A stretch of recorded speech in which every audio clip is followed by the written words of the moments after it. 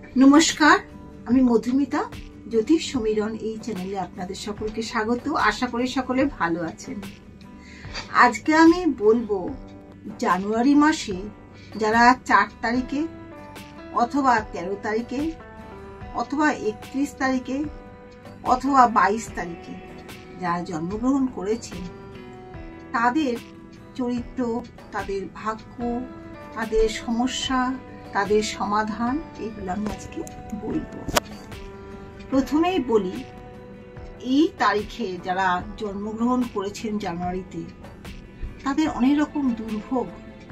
তাদের প্রথম ব্যাপার হচ্ছে তারা খুব নিন্দার মুখোমুখি হন, বিভিন্ন সমস্যার মুখোমুখি হন। অর্থ উপার্জন আপনারা যেটা ভালো করেনও কাজগুলোতে সব বিপত্তি। আপনারা নিজে খুব গম্ভীর প্রকৃতির হন, কিন্তু আপনাদের নিয়ে প্রচুর সমালোচনা হয় এবং এই ব্যাপারটা দেখা যায় যে আপনারা হয়তো কোনো কাজ করলেন, মুখে আপনাকে প্রশংসা করলো, কিন্তু এই সমস্ত জাতজাতিকারা যখন মারা যান অদ্ভুতভাবে তাদের কেউ দেখতেও আসতে চায় না, তাদের সবেও কেউ নিতে চায় না। কেন যায় না সেটা জানা যাবে না, কিন্তু হয় না, এটা করতে চায় না, তাদের কাজ কেউ করতে চায় না, তাদের কেউ সহযোগিতা করতে চায় না। তারা হয়তো একটু স্পষ্টবাদী বা মুখরা হতেই পারে, কিন্তু তারা লোকের সহযোগিতা খুব একটা পান না।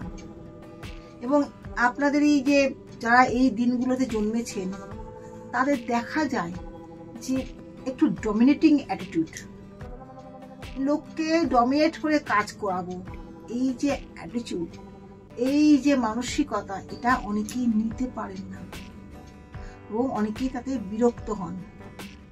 আপনারা হয়তো ভালোর জন্যই কিছু করতে চাইছেন, ভালোর জন্য তারা যে ভুলভাবে হয়তো কাজ করছে বা ভুলভাবে চলছে, সেখানে আপনারা হয়তো সেটাকে ধমকে হোক, ভয় দেখিয়ে হোক বা শাসন করে হোক সেটাকে ডমিনেট করার চেষ্টা করেন, কিন্তু তারা কিন্তু ভীষণ খেপে যায়।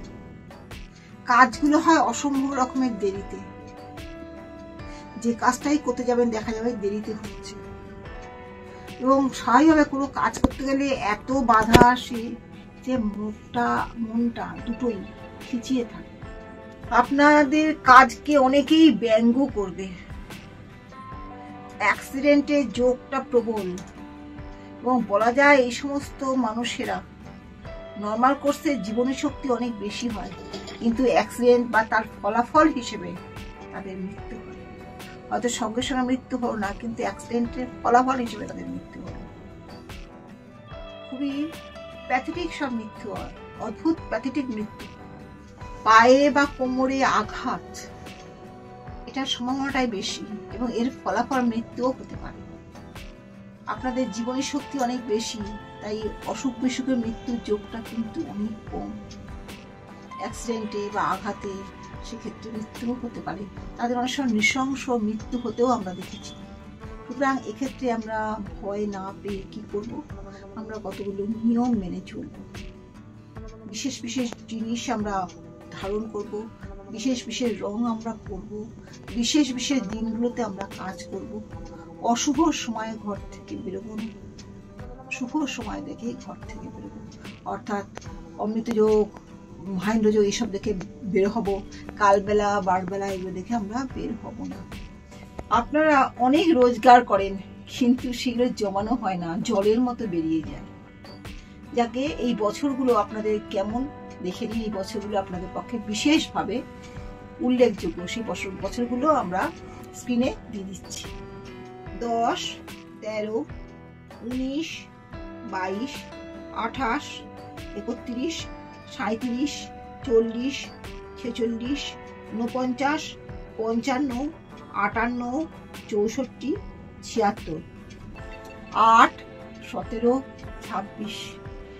এই সংখ্যাগুলো বা এই দিনগুলো আপনাদের পক্ষে একদম শুভ নয়। এইগুলো আপনাদের সবসময় খারাপ প্রভাব ফেলবে।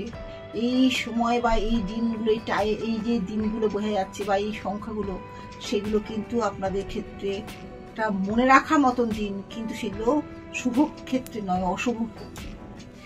আপনার সোনার জিনিস ধারণ করুন বা সোনার অসুবিধা হলে ব্রোঞ্জের জিনিস, ব্রোঞ্জের চুড়ি ধারণ করুন। ছেলেরা, পুরুষেরা ব্রোঞ্জের বালা গ্রহণ করতে পারেন। এছাড়া পোকরাজ, টোপাজ এগুলো ব্যবহার করুন। হিরে ব্যবহার করতে পারেন, ভালো হবে। এছাড়া আপনারা কালো মুক্তো আপনারা ব্যবহার করতে পারেন, সেক্ষেত্রেও ভালো হবে। এছাড়া আপনারা গোমেদ ব্যবহার করুন, তাতেও ভালো ফল হবে। আজকে এই পর্যন্ত, সবাই ভালো থাকুন। নমস্কার।